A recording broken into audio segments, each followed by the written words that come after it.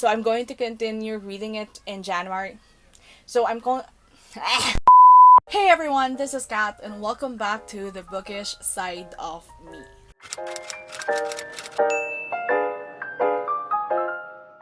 And welcome to the last wrap-up video that I have for 2020. So this is gonna be the last one because I'm going to move on to my 2021 videos, and I'm just really so excited to share these books with you. Alright, so for this video, I'm going to share with you my 10 most favorite books, 10 best books that I've read for 2020. But just a quick disclaimer, these are not books that were released in 2020. These are just books that I've read in the year.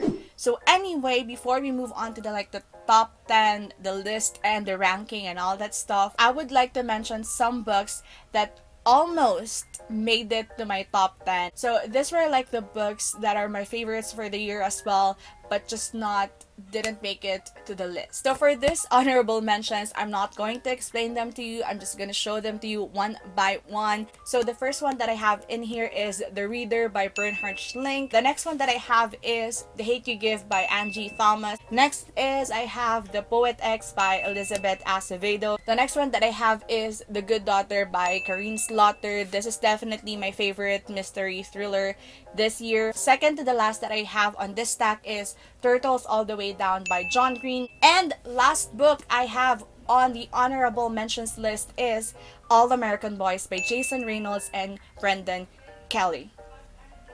I don't know how to pronounce that last name. So those are all the books on my honorable mentions list. Although they didn't make it to the top 10, I still think that these books are worth a try. So now, let's move on to the main agenda, my top 10 favorite books of 2020. Alright, so just like the other video that I made, which is like the best Filipino books that I've read for 2020, this one is also ranked. So we're going to start with the number 10 on the list, and then we're going our way up to the first. And the number 10 on this list is actually included in my most favorite Filipino books of 2020. I have thought to include all my favorite Filipino books in this list because I feel like this is just like a general list, and number 10 is a Filipino written book, and that is Janice Lang at ang Tiyanak ng Tabon by Edgar Calabia Samar. This book is a YA fantasy written in Tagalog, written by a Filipino author, of course, and this follows this main protagonist named Janice Lang, and it started with a game named Tala. So Tala is like a fictional game that is like Dota in the Philippines, wherein the monsters in here, the villains, and the challenges in the game are based on Philippine mythological creatures. And I just love this book so much for all the goosebumps, the feels, the scary, creepy, hunting feels that it gave me throughout the whole book. I haven't read the rest of the series yet, but I'm planning to in 2021. I just love this book so much. The whole story, the premise, the world building, all the magical elements that are inserted in this book, I think that they are all well done, and just the author is so genius to actually think about this book. So creative, and I just love it so much. So if you haven't yet, I highly suggest that you put this one on your TBR for 2021 and just read this book. It is amazing. Number 9 on this list is one book that I've read twice this year, and the first time that I read this, I read it in audiobook, and then the second time was when I bought the graphic novel that was released in 2020, and I just love this book so much. I will say this word, this phrase, this sentence the whole time in this video, so just maybe do your own counter. But the book that I'm talking about on number 9 spot is Long Way Down by Jason Reynolds. I think I've talked about this book a couple of times in my past videos, but I don't think that I've talked about this enough because I love this book so much. Jason Reynolds is definitely one of my favorite authors of 2020, and I will look forward to more of his books in 2021. His writing style is just really my cup of tea, and all the messages that were imparted in his books, I think that they're very important and very timely. So yeah, anyway, going back to this book, Long Way Down is actually a poetry book, but it was written in this form in graphic novel, which was illustrated by Danica Novgr. Okay, Again, this is the author. I don't know how to pronounce that. This one again is in illustrations, and I just love the art so much. I think that it added life to the story itself. This one follows a protagonist named Will, and Will witnessed the murder of his brother, and because of that, there's a certain culture in their community that when someone was killed, someone was murdered in your family, you have to get back to them and get your revenge. So the day after Sean was killed, Will is trying to do just that. I just couldn't get my head around it. Like the whole idea, the creativity of Jason Reynolds. I just love everything that happened in this book. I think, as I've said earlier, it imparts so much important message that even though you're not from the same race or from the same ethnicity or from the same community, you get to understand what's happening with them. I am not going to say that my review about this is valid. I highly suggest that you check out other reviews of this book from own voices because I feel like they have something more to say. But in my opinion, in my reading experience, this book just blew my mind. This book just made me realize a lot of things, and I just love this book in totality. Number 8 on this list, this book on the 8th spot is actually a series, and I'm counting them as one. You can't tell me otherwise. The one that I'm talking about is Heartstopper series by Alice Oseman. I have mentioned this a few times in my videos, I think, and Heartstopper, I have here 1, 2, and 3.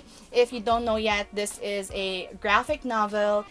This is about a YA romance about two characters named Charlie and Nick, and the story started when they are just acquaintances because they are in the same school, and then of course it will evolve into something else. And I just love this romance so much. This is definitely my favorite romance of 2020. I fell in love with it immediately. I first read it in webtoon, and then I reread it again when I received my physical copies. I love it so much.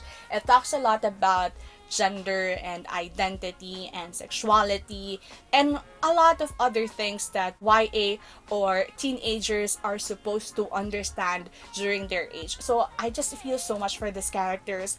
I love all of them. They're so precious. I love the plot, the storyline, and of course, I love the illustrations in this book. If this is colored, this would just be so much better, but I just love it for it. Yeah, please read this book. I think that this is for everyone. Like literally for everyone. Number 7 on this list, I've already mentioned this as one of my favorite Filipino books of 2020, and that one is The Bone Witch by Erin Chupeco.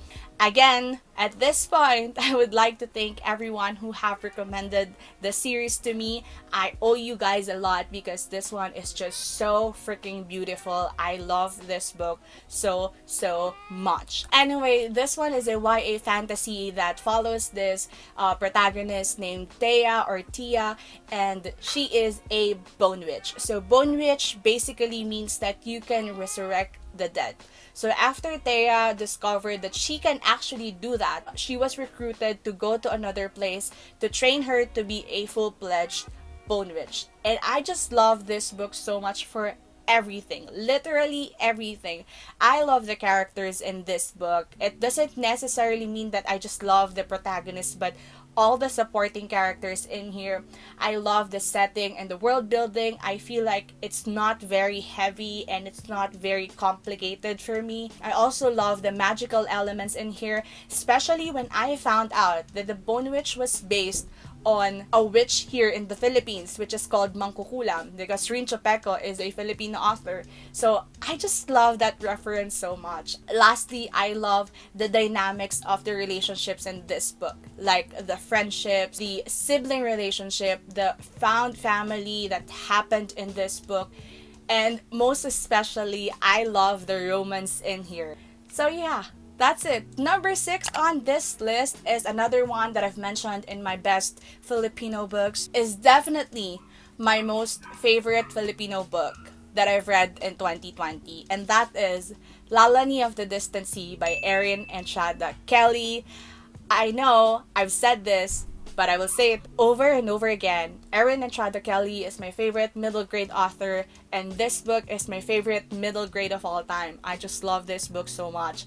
Anyway, in case you don't know anything about it, this is a middle grade fantasy. It follows this protagonist named Lalani, and she is from a fictional island, and she is going to a quest in the sea to find something to save her family and also to save her island. And I just love this book so much for a lot of things. First is the setting and the world building and the elements in this book. And also, I feel like the island, the fictional island, is actually based on the Philippines. Secondly is that I love the characters, and I hated so much of the other characters, like the villains in this book. But my favorite one is Lalani.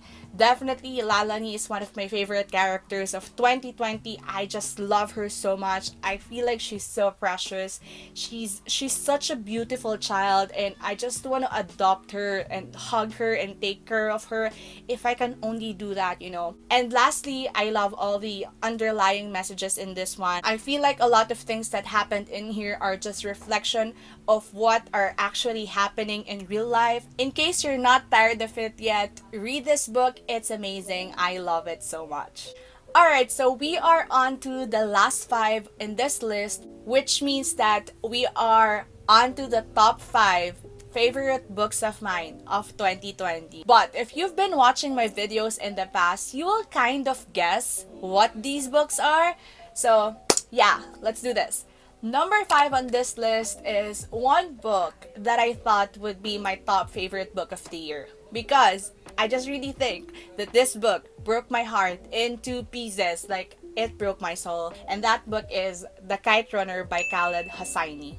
If you don't know about this book yet, this is a historical fiction that is set during and after the Soviet war in Afghanistan, and this follows 2 friends, Amir and Hassan. So Amir is like a son of a respectable person in their place, and Hassan is the son of their servant or their helper in the house. So they grew up together, and that's why they became friends. But something will happen that breaks their hearts, and it actually broke mine as well. This book just makes me cry so much. Every time I remember the characters, I remember Hassan and Amir, I will just feel the heaviness, the sadness in my heart. But I love this book so much for everything that it taught me. It taught me a lot about things that happened in Afghanistan that I am not well aware of. Because of this book, I realized that I should be reading more diversely when it comes to historical fiction, because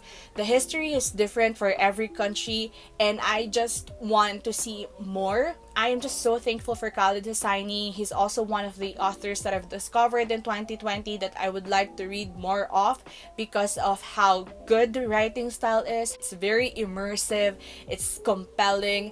I just love it so much. So yeah, before you read this book, if you haven't yet, I hope that you read the trigger and the content warnings as well, because this is kind of a heavy book. Number 4 on this list.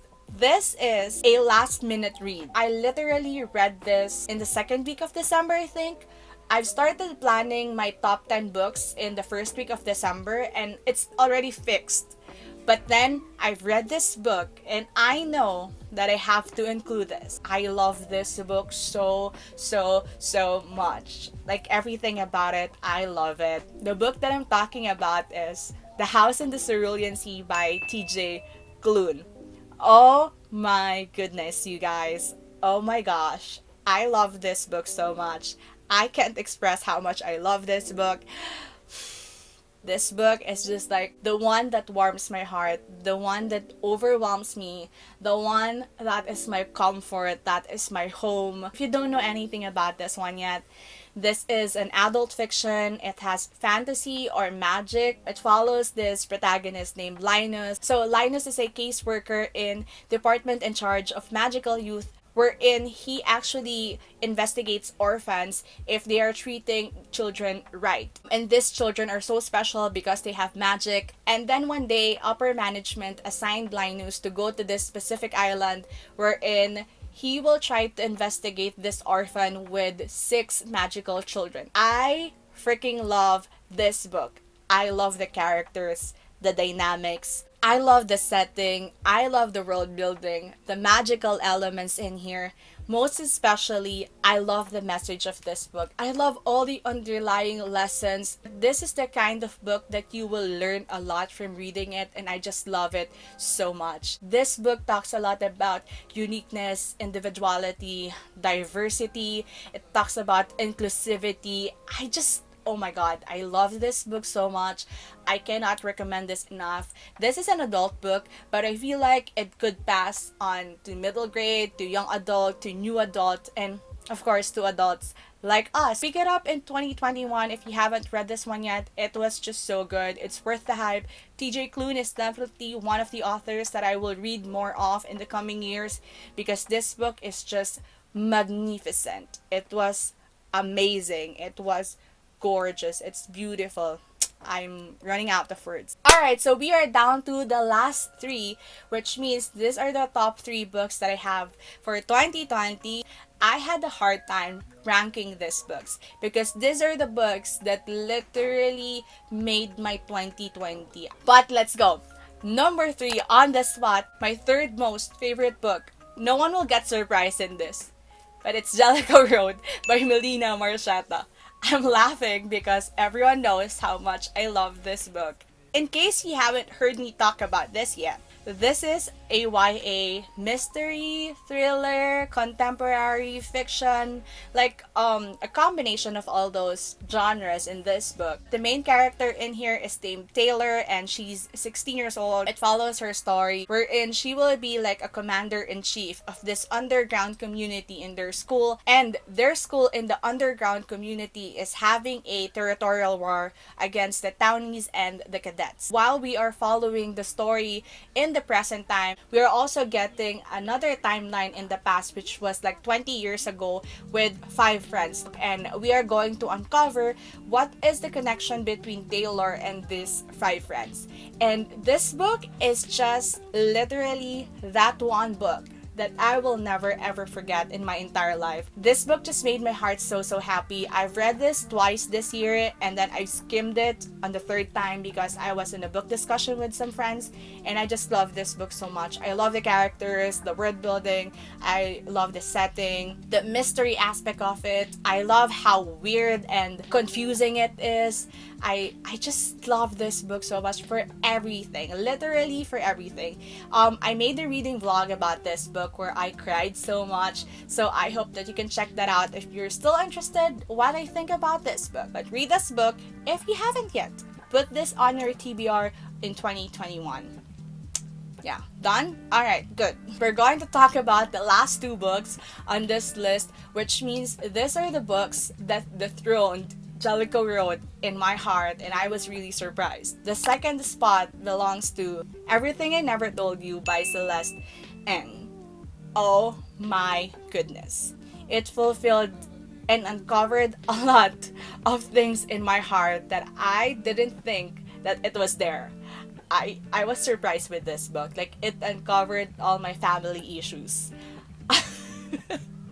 I don't know if it's a bad thing or a good thing, but I've come to realize a lot of things because of this book. So if you don't know anything about this one yet, this is a contemporary literary fiction that follows a Chinese-American family during the 1970s. The story will start when Lydia, the eldest daughter in the story, will go missing. While they are uncovering that mystery, a lot of things are also going to uncover within their family. Like, what is happening in their family, what's the reality. There are a lot of things that they never said to one another, the parents, the siblings. And what's really interesting about this book is that Lydia is like this balance in their family that holds them all together. And just because she went missing, that balance just went off and they are all in chaos. And that's what's going to happen in here. And it's just really so surprising. And I was in awe how this book was written. I super love Celeste Ng's writing style. I know that it's not for everyone. Like, not a lot of people will actually love the third person narrative of Celeste Ng, but for me it was fantastic. It was gorgeous. It was so good. I also love all the topics, the commentaries that were mentioned in this book. It felt like this book was speaking to me. It felt like this book was written for me. I don't know how to explain that to you, but that's just how I felt while I was reading this book. And I knew right there and then that this book will be one of my favorite books of all time. Like, I will read every book Celeste Ng will ever put out. So if you haven't read this one yet, I highly recommend it. I love this so much. So yeah, that's it. Alright, so we are on to the last book. Oh my gosh. This book, I've read this in October, and I knew that this is my favorite book of the year. And it wasn't dethroned for 2 months. And that book is The Poppy War by R.F. Kuang. This book is just everything to me. I don't have my physical copy anymore because my paperback, I gave it to a friend, and right now I'm waiting for my hardcover to come. Alright, so if you don't know anything about this yet, The Poppy War, which is so hyped, is an adult fantasy that follows a protagonist named Rin, and Rin is a war orphan. And Rin has this foster family that wants to marry her off to someone who is twice her age or thrice her age. And because Rin didn't want any of that bullshit, she studied hard and she tried to get into a prestigious school in Sinigard. And of course, she will get in, and there she will be trained to be a soldier or a military to fight for the Poppy War for their country. And this book is literally based on a historical event that happened in China, especially in the Second Sino-Japanese War in the first book, and then the following books are based on the civil wars that also happened in their country. And what I really love about this book is all its elements. I love the characters in this book. Definitely, that's the first one that comes to my mind. Even though I don't like Rin that much, and all the time, I understand her character. I love the setting, the world building in this book. I also love everything, like all the battles that happened in this book, either in land or in water, or the spiritual warfare that happened in here. I just love it so much. It actually surprised me how much I love this book because it's a fantasy book and it's not my comfort genre, but I just love it. Like, I appreciate everything that the author have put through in this. This is a kind of book that you have to read the trigger and the content warnings before you go into this one because it's really heavy, it's really graphic, and it could disturb some people. It might trigger some people, so I hope that you get to do that before you go into this one. I know that I add to the hype to this book, that's why some readers kind of get disappointed with how it went. But I'm sorry, I'm just really so in love with it, and R.F. Kuang is definitely one of my favorite authors right now. I just love her so much, and I am so excited for the rest of the series. I'm so excited to read more books from R.F. Kuang, and yeah, I just love it so much. But if you're interested in a more detailed review about this book, I will link down my reading vlog for the Poppy War on the description box, and also our book discussion with the TRIHOES on the description box as well, because we read this for the TRIHOES live show in October. And yeah, alright, so yeah, that's it for my favorite books of 2020, everyone. Thank you so much. I felt like this year is really my best reading year, and amidst the chaos that 2020 has brought us, this is one of the good things that I have acquired for the whole year, and I'm just really grateful for that. Thank you so much for being with me in 2020. Thank you so much for just being there and supporting me all the way. Thank you for your kind comments and just simply subscribing and liking my videos and on my channel. I really appreciate that. It definitely means a lot to me, so thank you so much. So I really hope that we will all have a better 2021. I also wish that I could create more quality content for you guys this year. I'm turning 1 year in March, and I'm so excited for that. And I don't know, just I hope that we could get to read more amazing books this year. And that's it. I hope that you are healthy, you are safe wherever you are, and just remember that the world is yours for the reading. Bye, and see you on the next one, which will be my 2021 videos. Bye!